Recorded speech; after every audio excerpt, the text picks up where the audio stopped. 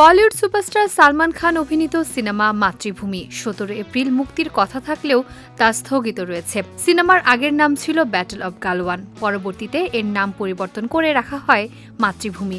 নাম পরিবর্তনের কারণে সিনেমায় কিছু সংশোধন আনা হচ্ছে এবং অতিরিক্ত শুটিং প্রয়োজন, যার কারণে মুক্তি পিছিয়ে গেছে। ভারতীয় গণমাধ্যম জানিয়েছে নতুন সম্ভাব্য মুক্তির দিন হতে পারে আগস্টে, ভারতের স্বাধীনতা দিবসের সময়। তবে আনুষ্ঠানিক ঘোষণা এখনও প্রযোজক প্রতিষ্ঠান সালমান খান ফিল্মস করেননি। সিনেমার পরিচালক অপূর্ব লাখিয়া জানিয়েছেন এটি ২০২০ সালের গালওয়ান সংঘর্ষের ওপর ভিত্তি করে নির্মিত। সিনেমায় সালমান কর্নেল সন্তোষবাবু চরিত্রে অভিনয় করবেন, যিনি সীমান্তে ভারতীয় সেনাদের নেতৃত্ব দেবেন।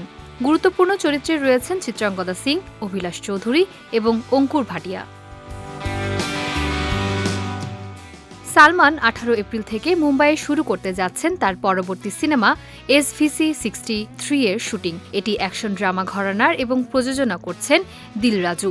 পরিচালনা করছেন দক্ষিণী পরিচালক ভামসি পাইদিপল্লী, যিনি আগে ইয়াভেদু এবং ভারিসু ব্লকবাস্টার নির্মাণ করেছেন।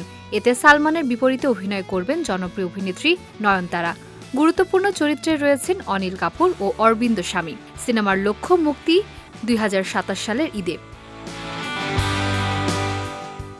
সালমানকে সর্বশেষ দেখা গেছে সিকান্দার সিনেমায়, যেখানে তার সঙ্গে ছিলেন রশ্মিকা মান্দানা।